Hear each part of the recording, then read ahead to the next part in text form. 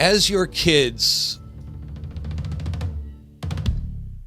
move away and start their own life, you've got tons of time on your hand to critique, to wonder, what did I do wrong? What did I do? I didn't do enough of this. I should have done more of that. This was important, I thought at the time, and it's meaningless at the time. And it's been a really difficult, 18 months for me as my kids moved out of the house. I mean, it's the hardest, emotionally, the hardest time of my life. And I thought I had pretty, emotionally difficult periods of my life. This has just torn me apart in so many ways, and you have to put it all back together and kind of make sense of all of it. And I think I'm close to doing that, but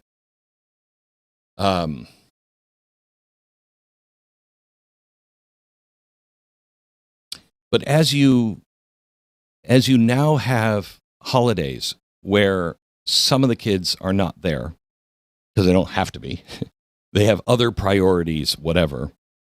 You pine for the days when we're all together, and you were thinking when you were in bed, you were thinking, oh, don't come in. No one's allowed to come into the room until 8:00. See, that's an 8. When that little hand is on the 8 and that little hand is on the 12, then you can come into the bedroom and wake up mom and dad. And nobody goes downstairs until we go downstairs first and plug in the trees. You just try to get through those days at times because you're so tired, but you pine for those.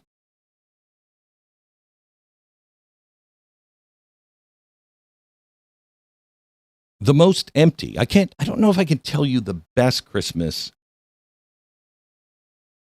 Yeah, I think it happened actually during COVID, but the best Christmas, it's hard because there's a few of them. The worst Christmas, I can tell you right now, is I remember I was broke, dead broke.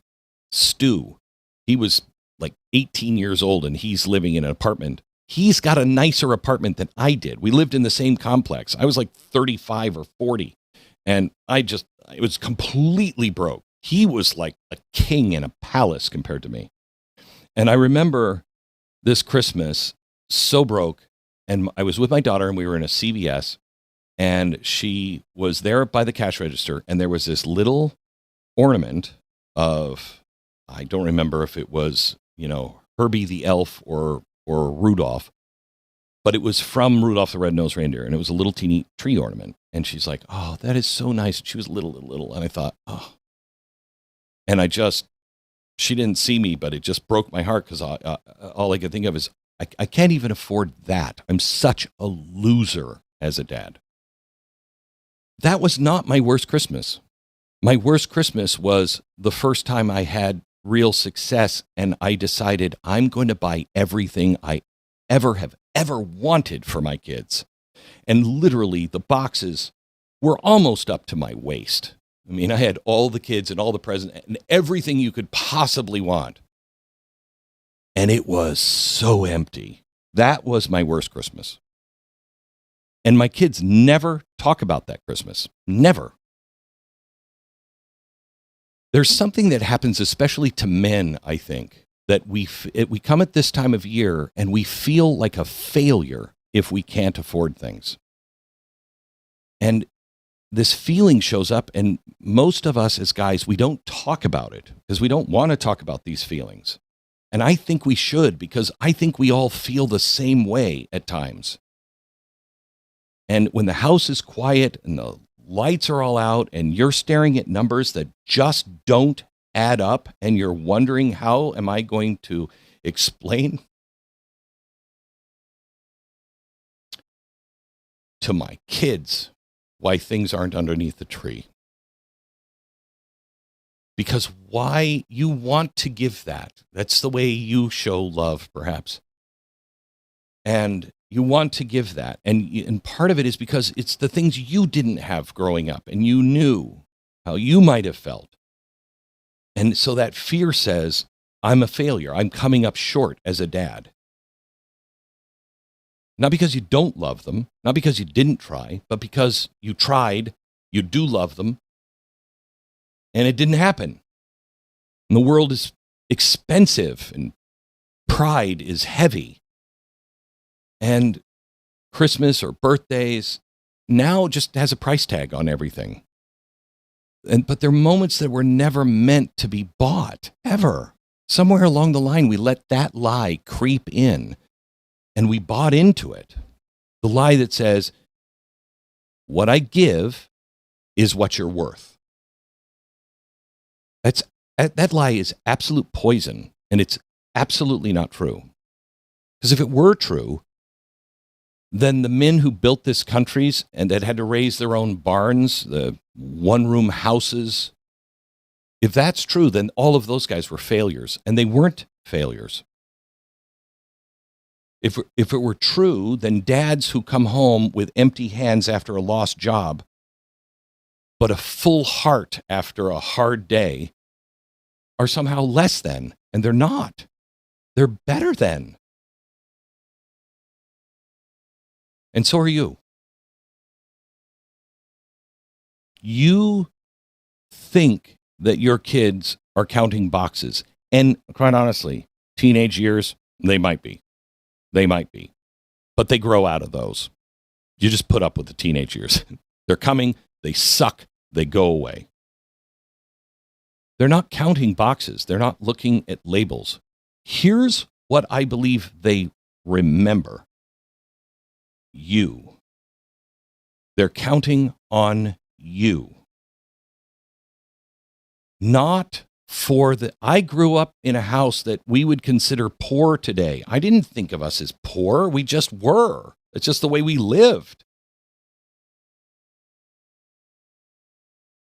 Your kids are watching you, how you carry disappointment, how you carry and handle frustration, how you speak when you think it doesn't matter or you think nobody's listening.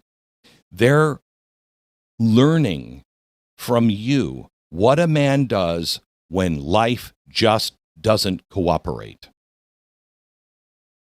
And they'll never learn it from something that you tell them. You know, kids, when life doesn't cooperate, they don't learn it that way. Trust me. I don't think my kids could quote a damn thing I've ever said. Because there have been a lot of things that I said. Because I remember my dad used to, we can survive anything as a family, but we cannot tolerate lies because we'll never survive. Okay, I remember that all the time. I am that I am. The I am is the most important thing a man can ever say. Be careful how you follow that. I don't think my kids can. And I said it all the time, but I don't think my kids can quote me.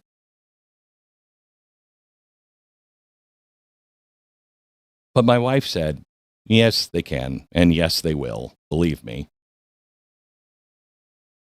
The things that we do, the man that we are, whether you know it or not, is far more valuable than anything that can be wrapped into paper. I know you want to give them everything, because I did. Every dad does. I still do. But everything isn't stuff.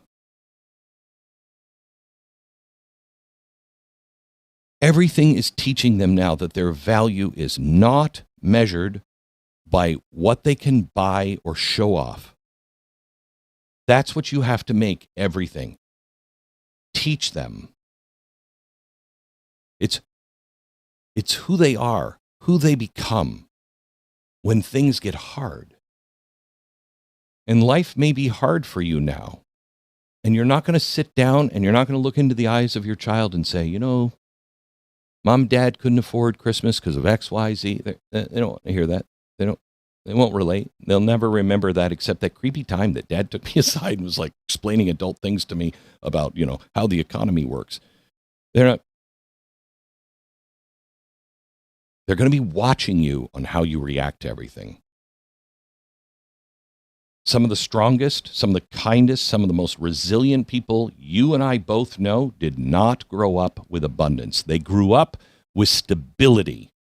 They grew up with laughter in the kitchen. They grew up watching their mom and dad hug, say a kind word to each other, apologize to one another.